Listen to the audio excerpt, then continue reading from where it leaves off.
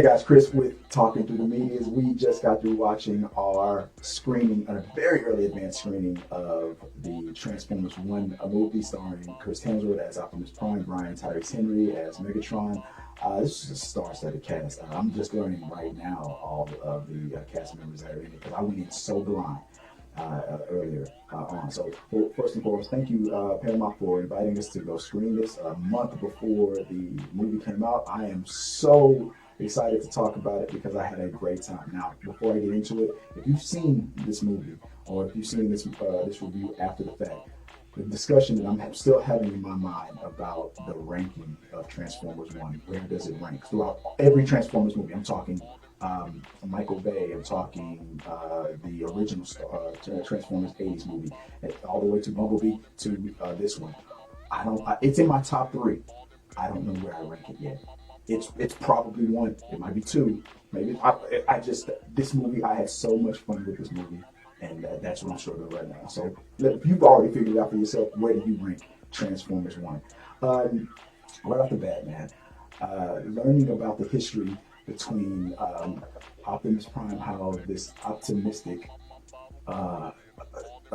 soldier that not soldier, but this optimistic being, these are worker types of robots. I like it. It's a very class set type of movie. Galvatron obviously was a planet that was very organic. Maybe something happened. The organic life forms that transitioned to inorganic beings or AI. They didn't get into any of that, but you can tell that this was a planet that was just like any other planet, but that evolved into something more. I don't know what happened to the original life forms, but now it's a planet that's run by these robots and AI system. But it has a very strong tradition with the primes being the protectors of the planet, keepers of the peace sort of a thing. But then something's going wrong. They're all gone. And there's things like false prophets and all these politics that are happening behind the deep state, the deceivers that are happening. And then once the onion peels off, and Megatron and Optimus, who are these worker type robots who can't even transform, they're starting to learn the truth that they're in an oppressive system and everybody's being lied to. Now that mask is slipped and the truth is coming out, now Optimus Prime and Megatron are heroes in this story. Learn how to rise above all this oppression and save their people from these false prophets, these lies, and everything. Now, that story on itself was great. Now, getting to that end game was the adventure that I love so much. There was moments like Ready Player One. There was moments like the Phantom Menace pod racing scene that we have, the race. Very enjoyable moments, the back and forth. You had what felt like the odd couple, the opposites attract of Magneto meets Professor X, Malcolm X, Martin Luther King type of ways of looking at the world and their situation. Both of these people are in the same exact situation, but they evolved to have two different ways of reaching the goal and liberating themselves and their people, Optimus and Megatron, and that journey. That scene where the splinter and the fork in the road, where these two began on the same path, brothers, pretty much, start to splinter apart. It touched me a lot. I have a brother myself, and just like a lot of people in their family, it spoke to how when you're growing up, you're very, very close, and you can when you get older, you start to drift off into different directions. Not something that you want to happen, but sometimes you can see where it happened and why it's happening. It's a sad thing, but the journey with these two, and how the Autobots came to be, how the Decepticons really came to be in this version of it was an awesome story.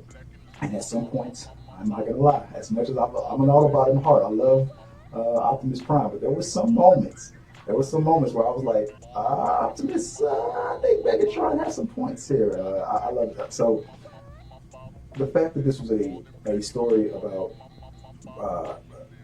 revealing what's behind the curtain and breaking the lies and shattering the reality of what's going on to free the people of this planet from what's really going on with the powers that be. And you see the servitude that some of these characters have when you still have the blinds over your eyes, like Scarlett Johansson's character Alita wanted to be a good soldier, just like Megatron. You wanted to keep your head down, want to be a good soldier. Optimus Prime, I can't believe you got me into this situation, types of moments. And you resist, you fight against the truth. But the more that this onion is peeled and you see the truth, the more that you realize we've been lied to. We've got to rise up. We have got to rise. And you see the member berries sprinkled in throughout the movie.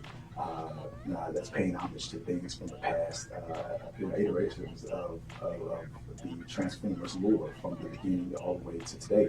Even a little bit of the Michael Bayisms and things like that. They're all there. Having learned how the Decepticons, what elements that they came from in this planet and the history of this planet, where they really came from, and how Megatron learned by pure rage and will. I will not be denied. What I like to say from Bone Thugs at Home, you're gonna roll or get rolled over. Like when you're either with me or against me type of mentality, you start to see where Megatron really starts to splinter off, and these brothers are starting to drift further and further apart, but they both still have the same goal of freeing the planet. I'm gonna say my favorite character, Outbreak, once again. It's Bumblebee is so beloved, being played by Keegan-Michael Key. The fact that I saw, because I'm so used to the Michael Bay movies where he hardly talks and we don't see him talk at all, and then in this movie you can't shut him up, and when you realize Bumblebee, you're not all there, man. Something's wrong with this dude, but we love him. He's a good brother at heart, and this history that I don't know if this is the actual history of it. I'm sure the comic books say something different. I'm sure there's a lot of different stories of how Galvatron and all this stuff with the Primes really started. But this story was fantastic. It was fun for the whole family, not hard to get at all. There's a lot there for adults. There's a lot there for the kids. Obviously, this is a family-friendly type of film. This is an adventure that everyone can be locked in with. I was never bored at any moment of the movie, and moments where, like I said, for the adults, where you can have Megatron and Optimus Prime arguing about whether or not they should either stay where you are and not buck the system, or just get out there and do something. And you have Optimus Prime look Megatron in the face and say something like, "Man, stop acting like such a little glitch." And he meant it, the way he meant it was with the B, not the glove. He meant it. I was an adult. I was like, dang, I can't believe they put that in this movie. So many fun moments of this movie. I rank it so high. Right now, I don't know where I rank it, but I had so much fun with this movie.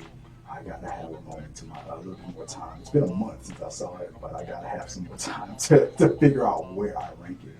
Let me know what you think about what I told you about this movie in my review.